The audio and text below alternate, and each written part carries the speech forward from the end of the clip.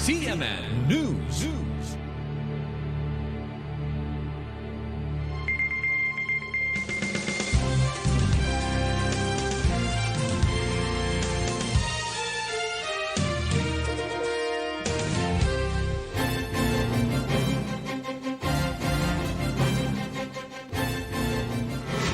CNN Live Nationwide.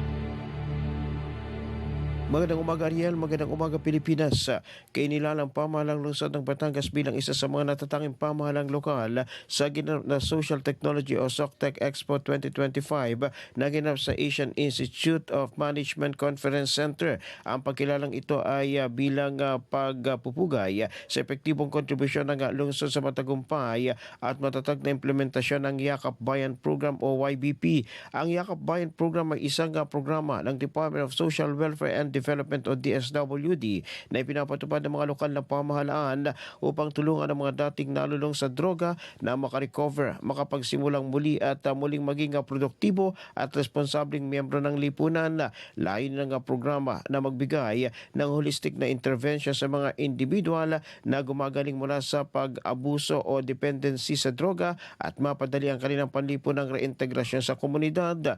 Dinaluhan ng naturang aktibidad ni na DSWD Secretary Rex Gatchalian, Undersecretary for Innovation and Program Development Edu Punay, Assistant Secretary for Innovation Bald Bringas at Deputy Program Manager Marilyn Moral.